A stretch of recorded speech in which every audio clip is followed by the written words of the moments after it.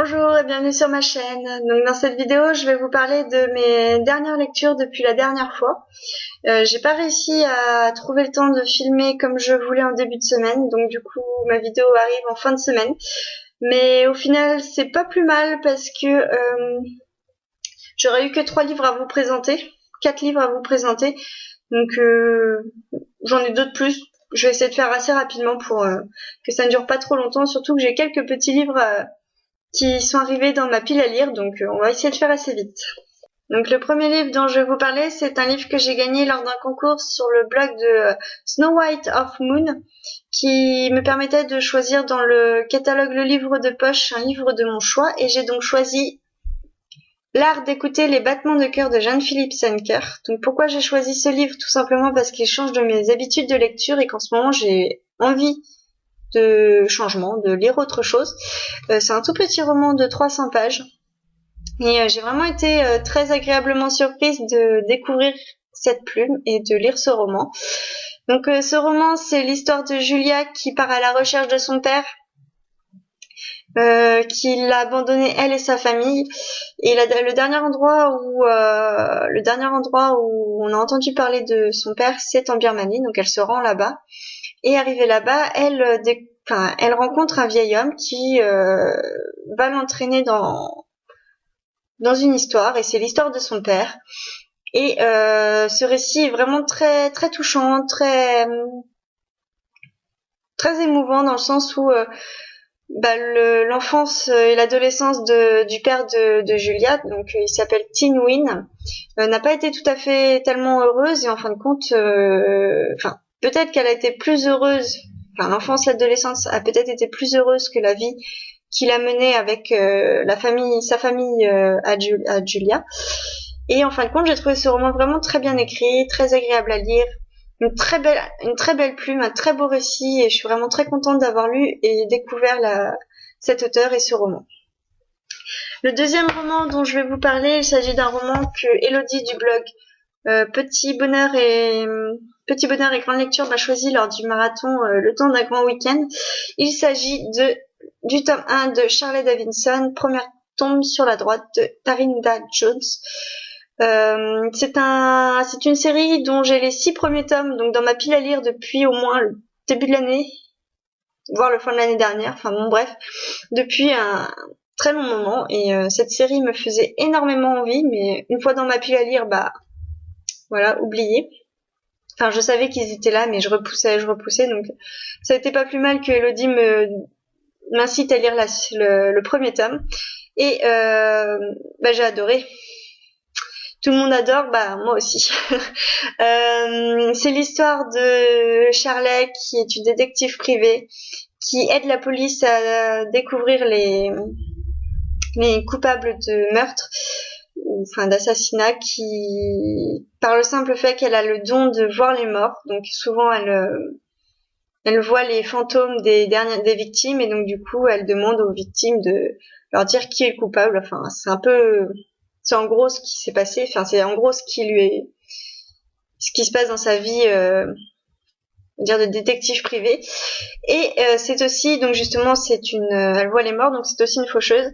Et donc le fait de voir les morts, ça le fait qu'elle doit aussi les faire passer de l'autre côté, vers la lumière. Et la lumière, vous voyez un peu le topo. Ça m'a fait un peu penser à une série que j'adore, c'est Ghost Whisperer. J'adorais cette série quand j'étais il y a déjà quelques années, je la regardais en boucle, mais j'adorais. Et ce roman m'a trop fait penser à ça. Et je suis trop contente d'avoir découvert ce roman, parce que du coup, j'ai trop hâte de lire la suite, juste pour cette histoire de fantôme qui doit passer de l'autre côté. Et en plus, dans ce roman, il y a du mystère avec le personnage de Reyes. Je vous en dis pas plus parce que, c'est Reyes. Et on n'a qu'une envie à la fin du livre, c'est de se jeter, même si on le fait pas parce qu'il y a autre chose à lire, mais c'est de se jeter sur la suite et de découvrir plus sur le personnage de Reyes, qui m'a mais qui c'est, quoi, qui est ce personnage? On a juste envie de savoir. Et en plus, dans ce roman, il y a aussi une part d'humour, mais c'est hilarant. Ce roman est hilarant. Je me suis retrouvée à rire toute seule rire toute seule chez moi et enfin voilà, ça fait un roman qui fait du bien, qui se lit vite, qui se lit très facilement et c'est une lecture vraiment très détente et enfin voilà, une série à découvrir si vous connaissez pas, bah voilà, faut juste la lire. Un autre roman que j'ai lu aussi toujours, que j'ai lu pour le challenge qu'organise, là c'est différent, qu'organise Elodie du blog, donc toujours de petits bonheurs et grandes lectures.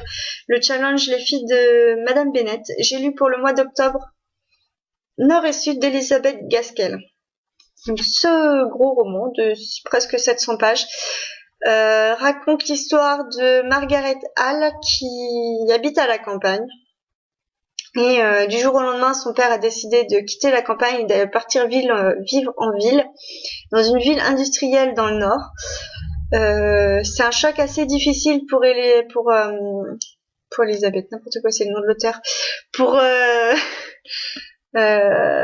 Pour Margaret, et donc, dont les opinions divergent totalement des habitants et surtout des patrons des entreprises dans la ville du Nord.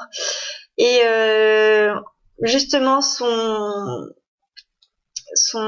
relation avec le personnage de John Thornton, qui est un patron, donc qui a ses idées de patron, et de Margaret avec ses idées à elle qui sont totalement différentes, font de très belles réparties et leur relation est vraiment juste magnifique parce que bon bah il y a aucun suspense sur comment ça va se finir, on se doute très bien de comment ça va finir, mais enfin le roman est juste génial. Moi j'ai adoré, en plus c'est raconté dans un style, donc vu que c'est un classique, c'est raconté dans le style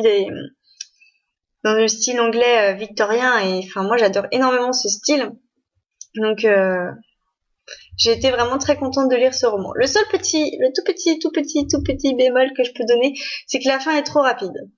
On a tout un roman qui va montrer tout le cheminement sur la relation des personnages, et bim, à la fin, 3 pages, c'est bouclé.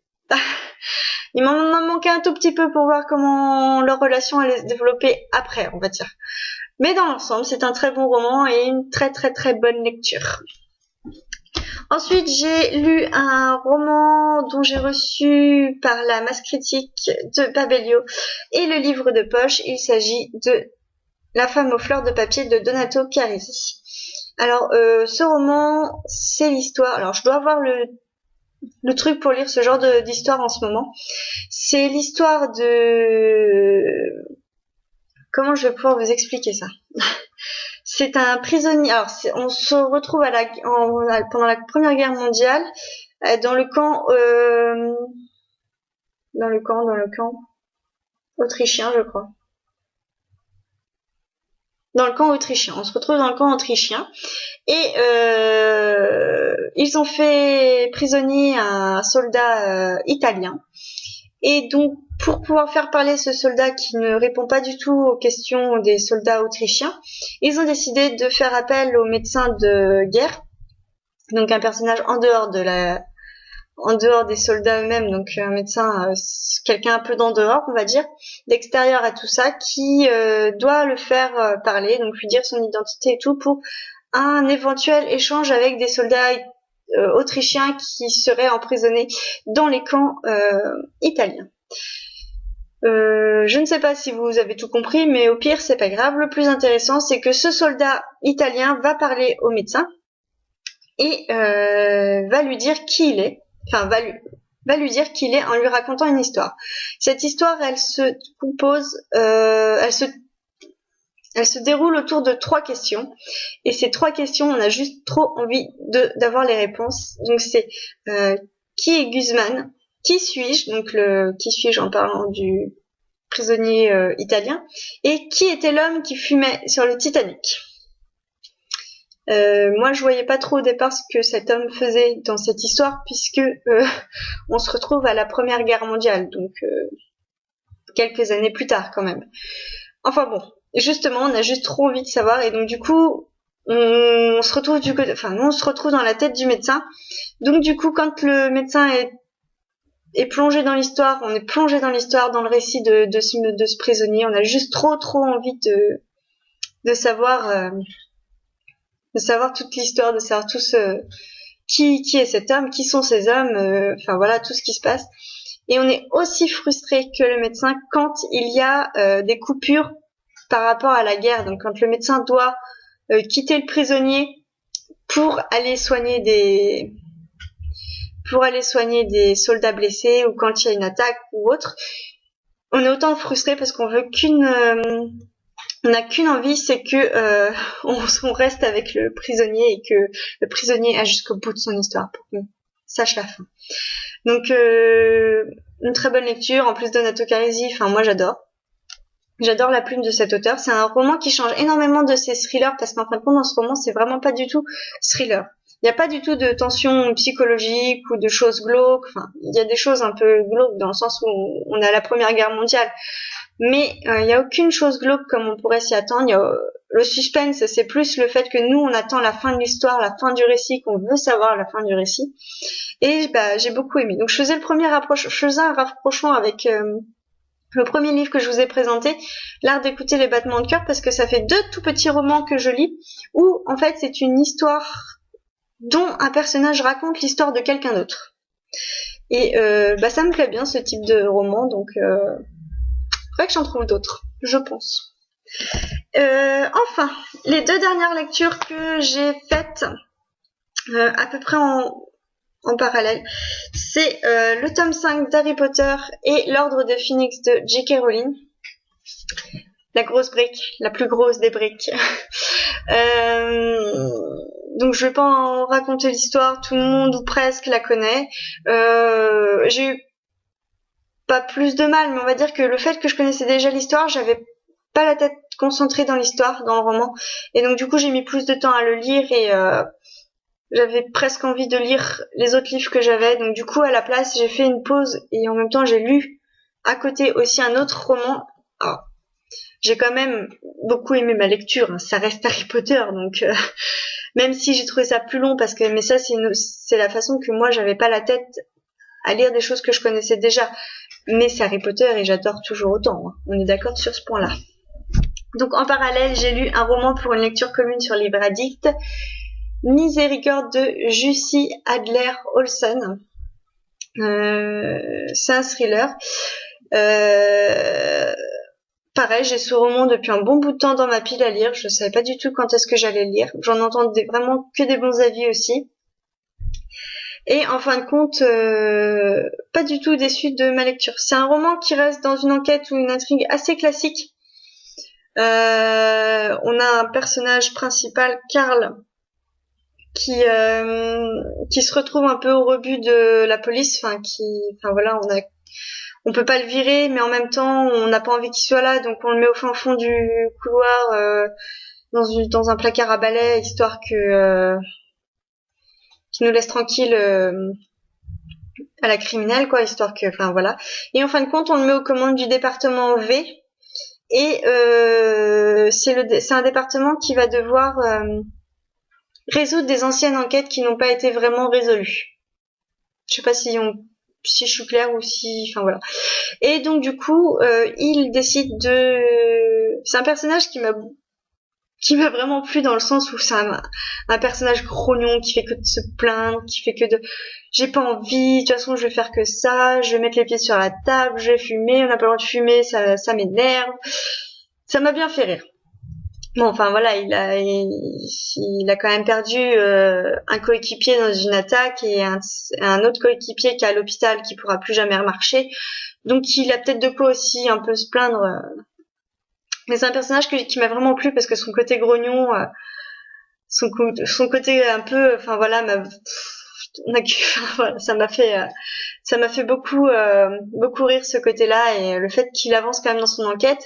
Et donc il a choisi le premier dossier pour ce département 5, le premier dossier sur la pile, qui était le dossier de Meret Lyngard. Donc c'est une femme qui a disparu lors d'un voyage avec son frère, qui est sourd et muet. Elle a disparu et on sait pas du tout ce qu'elle est devenue. Et le dossier a été,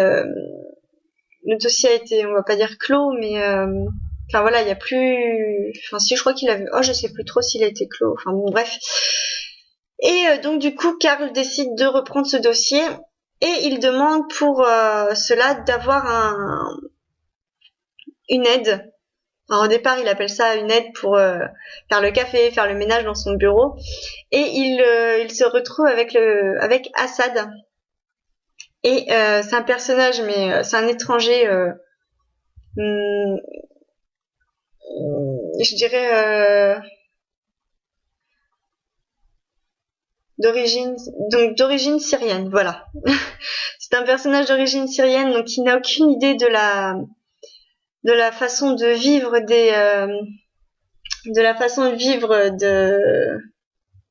ils sont où? Ils sont en Norvège, je crois.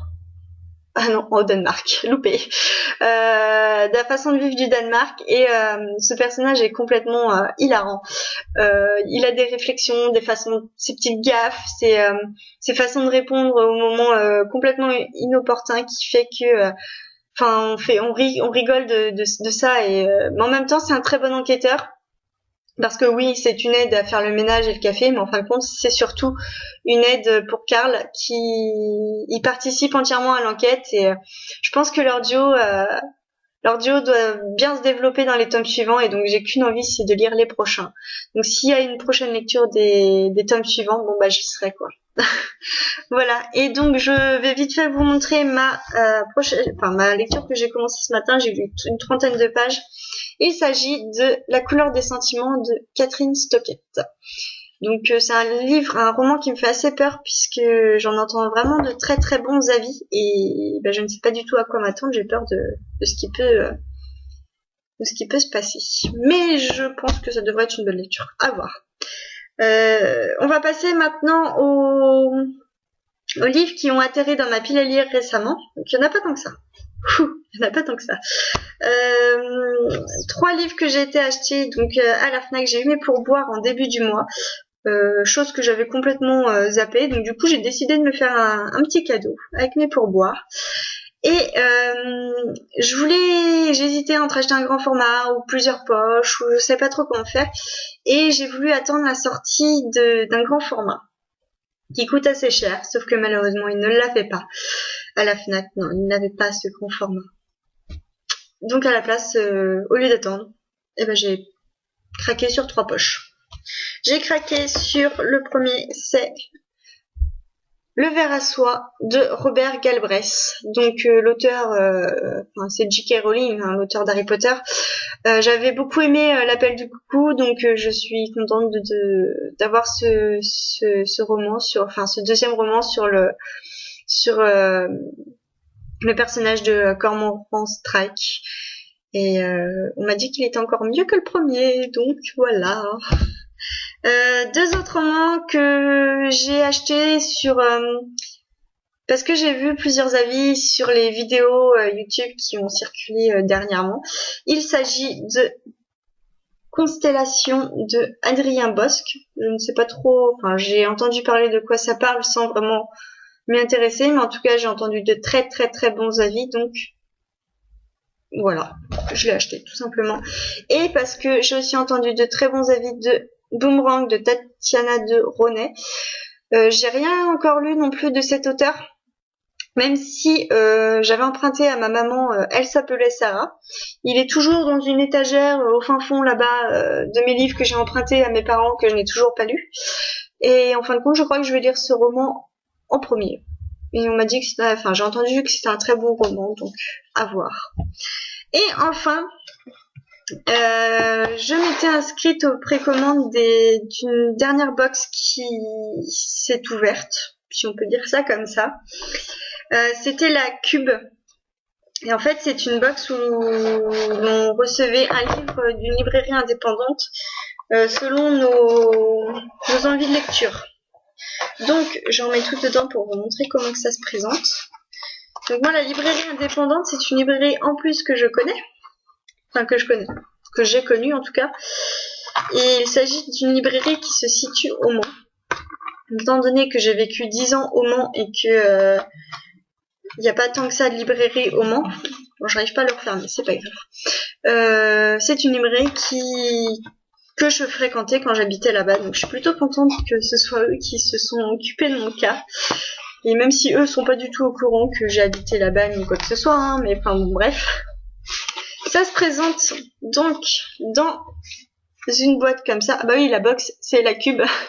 Je vous l'ai pas dit, mais on la reçoit dans une boîte comme ça. Je trouve la boîte trop belle, je crois que je vais la garder. On s'en fout, mais je crois que je vais la garder. Donc je l'ai ouverte. Hop. Dedans, il y avait un petit mot. Juste ici, le petit mot. Il y avait un bon pour Printic pour avoir des tirages photos gratuits. Donc vous allez voir ce que c'est, ça a l'air d'être très intéressant. Il y a un marque-page cube. Je sais pas si on voit trop très bien sur ma webcam. Et à l'arrière, il y a on voit pas trop bien. Voilà, avec écrit la librairie à sélectionner de l'auteur. Je souhaiterais lire ce que j'en ai pensé et ma citation préférée. Voilà. Il y avait aussi un petit carnet de notes offert par Erol. C'est une maison d'édition, Erol, je crois. Je sais plus trop. Enfin voilà, donc dedans c'est des petites pages toutes blanches. Donc, je crois que ça va être très vite utilisé. Et donc, surtout, le principal, c'était le livre. Un livre que je n'avais absolument pas entendu parler avant, mais la couverture est trop belle. J'ai lu la 4e de couverture et c'est un peu dans les romans que j'ai envie en ce moment de lire, un peu les sagas, je dirais les sagas familiales. Et donc du coup, je suis vraiment très contente d'avoir reçu ce livre parce que j'en avais pas entendu parler, je connaissais pas. Et enfin voilà, il s'agit de L'homme de la montagne de Joyce Maynard, des éditions 10-18. Donc, je sais pas si ça peut vous intéresser. Enfin, de toute façon, on va rien voir. Été 1979, non, rien du tout. Caroline du Nord. Rachel, 13 ans, et sa sœur Patty, 11 ans, se préparent à passer leurs vacances à vagabonder et rêvant d'inattendu. Et l'inattendu arrive. Effroyable, une succession de meurtres de jeunes femmes tuées dans la montagne selon un même mode opératoire. La chasse à l'étrangleur. Ah, un petit coucou du chat. La chasse à l'étrangleur du crépuscule commence. L'inspecteur Torricelli, le père des fillettes, dirigera l'enquête. 30 ans plus tard, Rachel raconte. La traque est puissante, leur vie suspendue, et ce jour où les deux sœurs se sont retrouvées face à l'étrangleur. Roman d'apprentissage, polar psychologique, Joyce Maynard a su ériger ce fait divers réel en un conte cruel et haletant. Donc je crois que ça va plutôt me plaire, enfin j'espère en tout cas. Mais il correspond exactement à mes envies de changement dans ce moment, donc je suis très contente. Donc voilà. C'est tout pour cette vidéo. J'ai déjà acheté suffisamment et reçu suffisamment de livres en tout cas pour ce mois-ci. Je sais pas du tout si je vais avoir d'autres choses, si je vais en acheter d'autres ou autres, enfin bon bref. Et mon rythme de lecture en ce moment est en baisse, je ne sais pas pourquoi, donc je ne sais pas quand je vais vous refaire une vidéo. Je vais peut-être attendre d'avoir suffisamment de livres à vous présenter. Et puis voilà, la vidéo se termine maintenant. En tout cas, j'espère que ça vous a plu. N'hésitez pas en bas à laisser des petits commentaires. Et je vous dis à la prochaine fois. Bye bye.